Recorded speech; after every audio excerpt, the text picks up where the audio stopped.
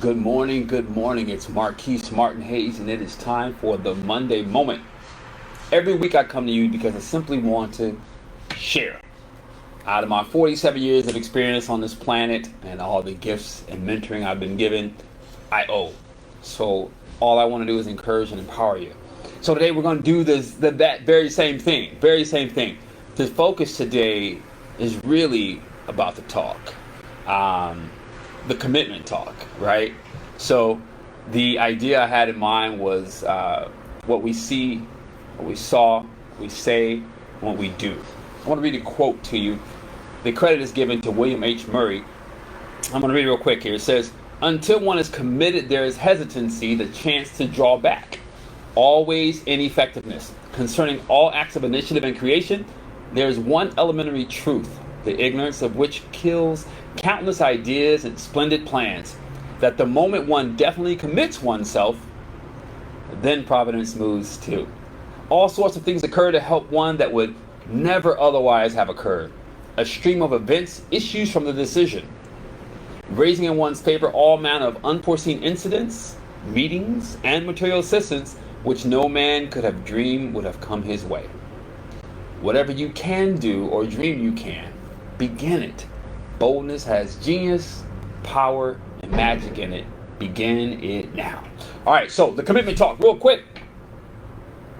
This particular passage or quote from William H. Murray I use regularly. It reminds me of what some call faith, some call commitment, some call vision, all of which are great words, but at the end of the day, we're talking about commitment.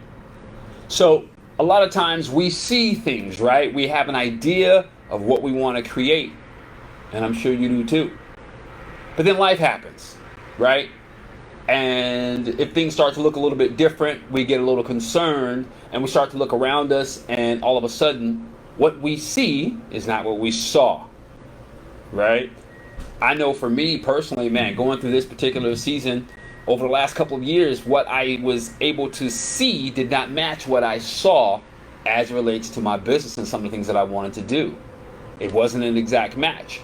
And so while I was seeing, I got a little confused at times. I got a little frustrated at times trying to figure out what the heck is going on. You see, but that passage talks about until one is committed. Commitment isn't about what I see right now being exactly what I saw. In fact, they have nothing to do with one another. Commitment is a fixed, focused purpose, unyielding. I know everyone's heard about Edison and the 10,000 times for a light bulb. I could care less if it was 5,000 times. The point is this. What are you seeing that's caused you to change your commitment? What was it that you saw? Right? I think I talked about this about a week ago. I was listening to a minister who passed away, and Miles Monroe, and he's talking about if what you see isn't what you saw, then it's just temporary. But in life, this particular life, I know a lot of times that temporary state that doesn't match what we saw can be very, very, very difficult, right? It can be very, very unyielding. It can make you question yourself. You'd be surprised the number of times I had to look in the mirror and go, "What are you doing?" Because what I was seeing didn't match what I saw, and I would get frustrated. But fortunately for me, the commitment was so strong to what I saw that I refused to let up. I refused to let up. It's so ingrained in me that to let up makes zero sense. Like zero sense to me. And it all isn't figured out yet, but I definitely see more daylight back to what I saw. Which leads me to the next portion of this particular time with you. What are you saying about what you saw? Or are you reflecting on what you see? What I mean by that is, what's the words in your mouth? What's the words in your head when no one's listening? What's the words in your heart? Are you giving in? Are you caving in? I ask because if what you're saying doesn't match what you saw, you may actually sabotage yourself. And we do that a lot, right? Because Everyone else around us knows we're crazy already, since we had a vision to do something a little bit different than what other people did, or to take the path that is least traveled, a little more difficult, or at least abnormal, right? So what we're saying matters significantly. I know that it can be difficult. Man, trust me, I know. I haven't read the book yet, and I told you about this before, but Steve Harvey talks about on his book Jump, when you got a vision, when you got a passion for something, you may have to run and jump off the cliff. But I love what the reason I quote is because what he said was, when you jump, you're going to hit the rocks. It's going to hurt until you learn to fly. And all I know is this: every time someone great among us dies and we get their last words or their last phase of life, they always talk about they wish they had lived more. They wish they had spent more time with their family. And I know you guys have heard me talk about this, and I think this is why I do what I do. Average is so easy. Average is so easy. I'm not saying anything's wrong with it, but we've been so conditioned that if we got average, we feel like we've made it. The only problem with that is that you still remain unsatisfied. And when you're unsatisfied, you begin to make irrational choices because you're looking for something, an itch that hasn't been fulfilled because you've given up on the thing that makes you who you are. So yeah, the commitment talk. Until one is committed, there's hesitancy. It's a chance to draw back. Always ineffectiveness. So I had to look at my life, man, like, where am I ineffective? That helped me figure out, am I committed? Some of what I discovered was, it wasn't that I was ineffective in terms of my commitment. I was ineffective because I didn't have the information that I needed to take me forward, or I didn't have the partners that I needed to take me forward. So commitment sometimes looks like picking up a book. I understand that there's a stat right now in the US, so I'm talking to you, that 95% of us will not pick up a self-help book this year. 95% of us will not pick up one self-help book and read it this year. Well, when we talk about commitment, that tells me a lot about us. It tells me that unless we're finding ways to grow and expand, then we're hoping it all comes through us as individuals. And the reality is that's just not going to happen. Because we're designed to interact, we're designed to coexist, we're designed to be codependent. So my ineffectiveness came not because I wasn't reading, but maybe because I hadn't found the right partners. Some of my ineffective came because I read some things, but I hadn't put it in motion. How about that? How's that for you? Have you read it, but you haven't really implemented it yet? When we talk about commitment, it looks like action towards the goal.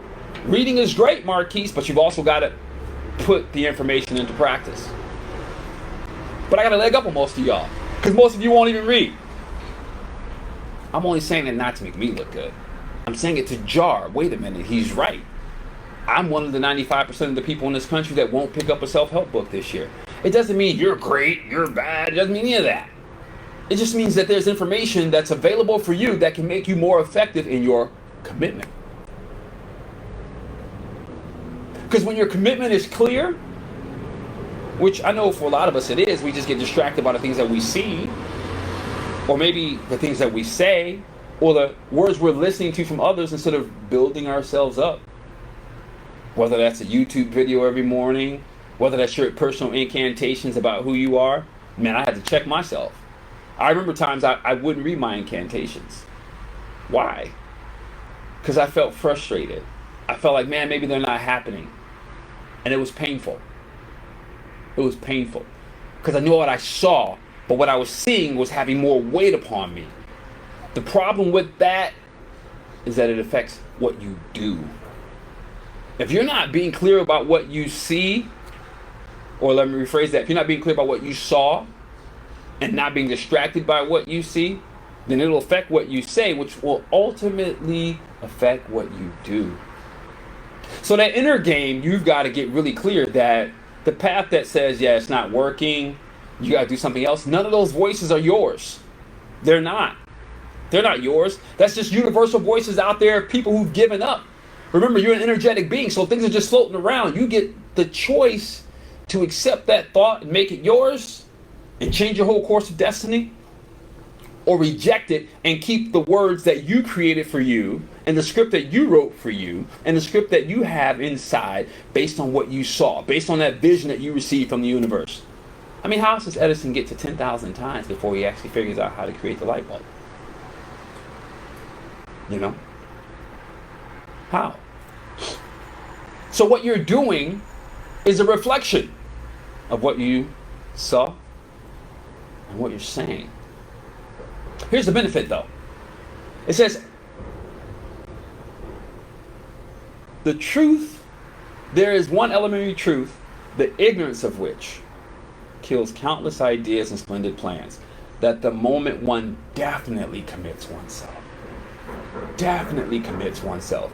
When you're committed, it might look like you have nothing left, but it doesn't matter. It doesn't change your course. Why does any of this matter anyway?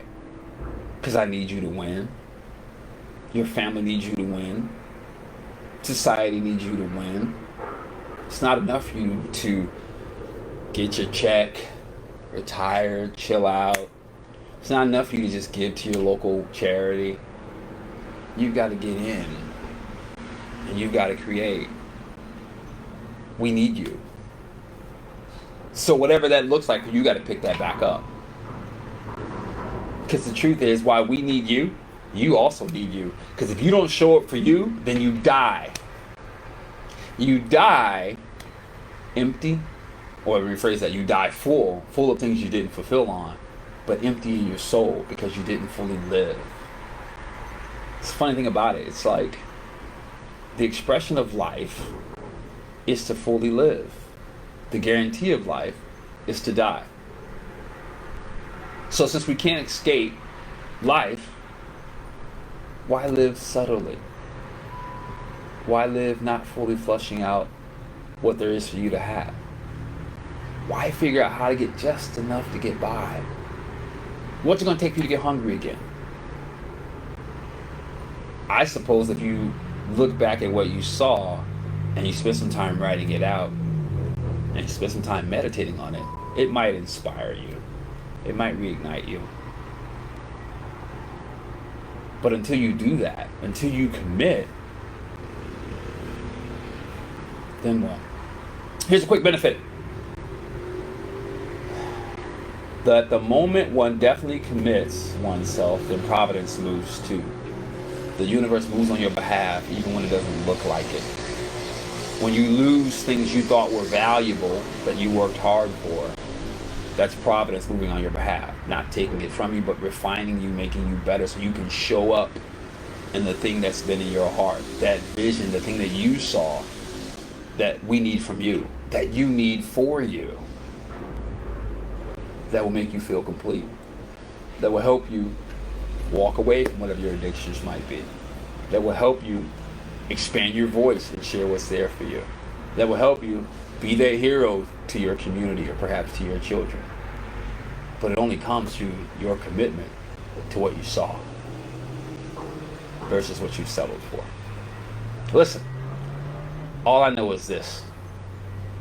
I believe in you. I believe in you. And I know you're thinking, you don't even know me. Here's the deal. I know the human spirit. I know that you're designed to be amazing. I know that you're already great.